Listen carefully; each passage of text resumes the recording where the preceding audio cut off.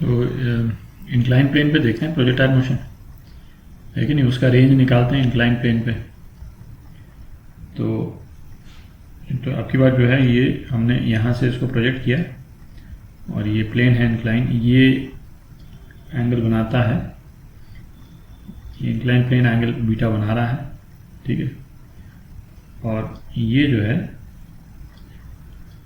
Projectile angle alpha बना रहा है ग्राउंड से, प्लेन से नहीं, ग्राउंड से एंगल अल्फा बना रहा है, ठीक है। अच्छा, इसका रेंज जो है वो रेंज क्या हो गया, ये पॉइंट ए कर देते हैं, ये पॉइंट बी कर देते हैं। तो ये जो ए बी जो है ये रेंज है, ठीक है, ये रेंज अपने को निकालना है। अच्छा, और ये बॉडी की वेलोसिटी जो है, जिस वेलोसिटी पे बॉडी प्रोजेक्ट हुई है, ये वेलोसिटी, ये u है, ये पिछली बार भी अपन ने u ही ली थी और u एंगल अल्फा पे अपन ने प्रोजेक्ट किया है, ठीक है। तो ux मतलब इसका x कंपोनेंट, तो ये u cos अल्फा हो गया, और uy जो है वो u sin अल्फा हो गया, ठीक है। इसका y कंपोनेंट और x कंपोनेंट इस u का, ठीक है, ये निकाल ली। अच्छा, अब यदि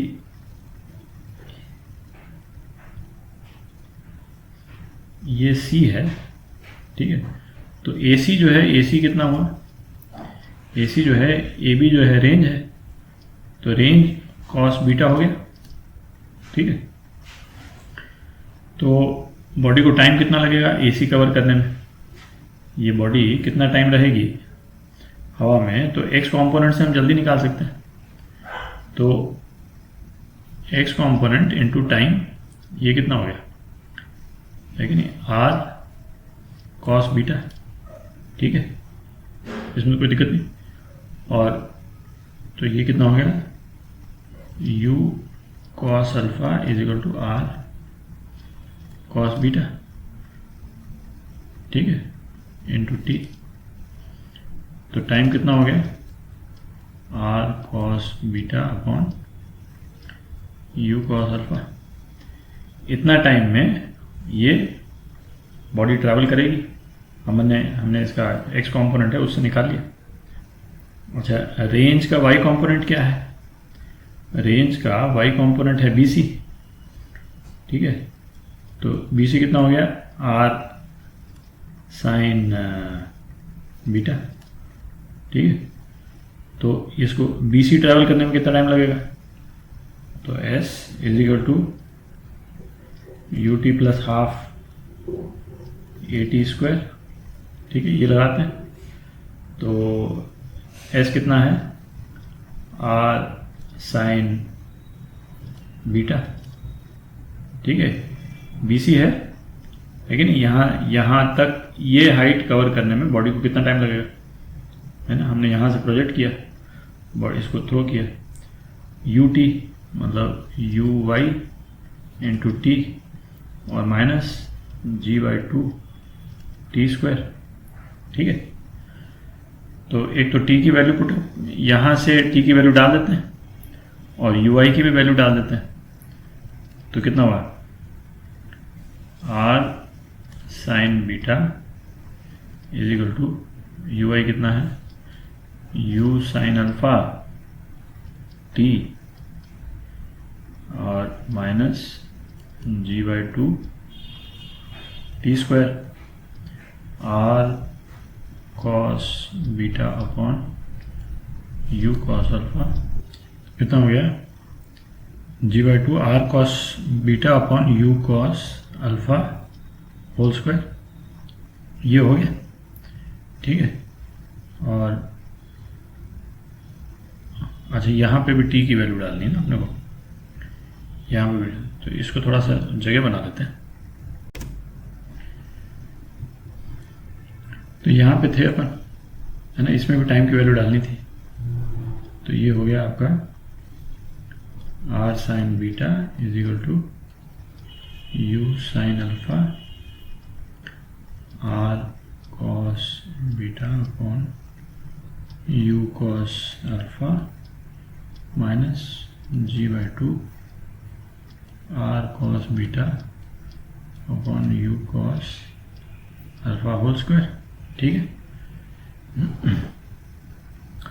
तो इसको u square cos square alpha से मल्टीप्लाई कर देते हैं और r से डिवाइड कर देते हैं। ठीक है, तो थोड़ा ध्यान से करते हैं, देखते हैं क्या। तो ये इससे r की वैल्यू आ गई आपकी u स्क्वायर, अच्छा 2 से भी मल्टीप्लाई किया था ना अपन ने, यहाँ पे 2 भी आ जाएगा, ये जो 2 था 2 से मल्टीप्लाई किया अपन ने 2 आ जाएगा, तो 2u square cos alpha upon g cos square beta, और ये कितना है, ये साइन अल्फा माइनस बीटा। ठीक है, तो ये रेंज का रेंज का ये फॉर्मूला तो आ गया, बट मेरा पॉइंट ये है कि इसको याद ना करें, है ना, इसको याद ना करें, फर्स्ट प्रिंसिपल से निकालें इसके। ये अल्फा वगैरह दे रखा है तो इसीलिए हमको ये मेंटेन करना पड़ा, पर यदि एक्चुअल फिगर्स दिए हुए होते तो इसके वैल्यूज निकल आते अपने, है कि नहीं, वैल्यूज निकल आते तो ये काफ़ी सिंपल हो जाता, है ना। अच्छा, अब इसको आप एक चीज़ और दे सकते हैं, इसमें आप देखें कि यदि बीटा यदि ज़ीरो है तो ये वही वाली वैल्यू आ जाती है।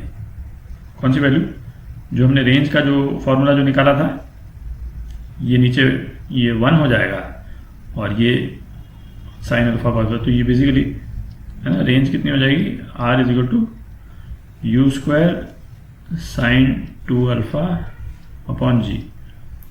तो जो अपना सिंगल प्लेन वाला जो इक्वेशन थी वो इक्वेशन आ जाएगी। ठीक है, अच्छा, इसमें आप कुछ भी पूछे यदि कि वो किस एंगल से स्ट्राइक करेगा, सपोज ये बोले कि इंक्लाइन प्लेन को वो किस एंगल से स्ट्राइक करेगा, किस एंगल से स्ट्राइक करेगा मतलब ये पूरा एंगल। ठीक है, किस एंगल से स्ट्राइक करेगा, पूरा एंगल, तो ये पूरा एंगल सपोज है थीटा, है ना, तो इसके दो कंपोनेंट हो गए, एक ये θ1 और दूसरा ये θ2। तो थीटा जो है वो θ1 प्लस θ2 के बराबर है, दिख रहा है। ठीक है, तो θ2 जो है वो तो बीटा के बराबर है, क्योंकि ये तो ऑल्टरनेट एंगल हो गया ना, ये लाइन हमारी, तो θ2 तो बीटा के बराबर है, और θ1 जो है वो हम यहाँ पे वेलोसिटी का x और y कंपोनेंट पता करके निकाल सकते हैं, और x कंपोनेंट तो यही है, x कंपोनेंट तो u cos अल्फा है, वो तो कांस्टेंट ही है, y कंपोनेंट हमको निकालना पड़ेगा जैसे अपन ने पिछले वाले एग्जांपल में निकाला था। ठीक है, तो वो निकाल करके आपके पास में ये v की वैल्यू आ जाएगी, v के दोनों कंपोनेंट आ जाएंगे, आपका जो x कंपोनेंट और y कंपोनेंट। तो आप ये एंगल निकाल लीजिएगा, है ना, θ1, और फिर θ2 इसको बीटा से ऐड कर दीजिए तो ये एंगल आ जाएगा, है ना। करेंगे, क्वेश्चन करेंगे, बट अपन ने पिछले वाले एग्जांपल में मतलब सभी तरह का एंगल वगैरह निकालना अपन ने देख लिया, है कि नहीं। अच्छा, तो ये तो रेंज आ गई अपनी, है कि नहीं, अल्फा और बीटा के टर्म्स में। तो अब यदि हमको मैक्सिमम रेंज पता करनी है तो इसको थोड़ा सा मैनिपुलेट कर लें, साइन और कॉस का जो ये है ना एक्सप्रेशन, इसको मैनिपुलेट कर लें। तो एक ये ट्रिग्नोमेट्रिक फार्मूला होता है, ट्वाइस साइन ए कॉस बी जो है वो sign A plus B plus sign A minus B होता है। ये एस्टैब्लिश ट्रिग्नोमेट्रिक फार्मूला है ना, ट्रिग्नोमेट्री में आप पढ़िएगा इसको। तो ये जो टर्म है ट्वाइस साइन ए कॉस बी, है कि नहीं, तो ये फार्मूला लगा देते हैं उसमें, तो ये क्या हो जाएगा, है ना, रेंज हो गया u square by G cos square beta, और ऊपर हो जाएगा साइन ए प्लस बी, मतलब साइन 2 अल्फा माइनस बीटा, और प्लस ए माइनस बी, तो साइन माइनस बीटा। ठीक है, ये माइनस बीटा को यहाँ माइनस बाहर कर देते हैं, तो ये क्या हो गया, u square sine 2 alpha minus beta minus sign beta, ठीक है, अपॉन जी कॉस स्क्वायर बीटा। तो ये हो गया रेंज का फॉर्मूला। ठीक है, अब ये रेंज जो है वो मैक्सिमम कब होगी? मैक्सिमम तब होगी जब ये साइन 2 अल्फा माइनस बीटा 1 हो जाएगा। ठीक है, सो फॉर आर मैक्स ये साइन 2 अल्फा माइनस बीटा जो है वो 1 हो जाए। तो इसका मतलब हो गया कि 2 अल्फा माइनस बीटा π/2। ठीक है, तो इस वैल्यू पे अल्फा और बीटा के बीच में ये रिलेशन होगा, तो ये रेंज जो है वो मैक्सिमम हो जाएगी। ठीक है, अच्छा इसमें आप देखें कि यदि बीटा को हम 0 कर देते हैं, for beta is equal to 0, beta 0 मतलब ये फ्लैट प्लेन हो गया। ठीक है, अल्फा कितना आ जाता है? 45 डिग्री आ जाता है। और यही फॉर्मूला हमने उसमें निकाला था, जो प्लेन पे जो प्रोजेक्टाइल मोशन होता है उसमें रेंज जो है वो 45 डिग्री पे मैक्सिमम होती है। तो यही आया था उसमें, बट अल्फा बीटा यदि दोनों हैं तो रेंज इसमें मैक्सिमम आएगी। ठीक है।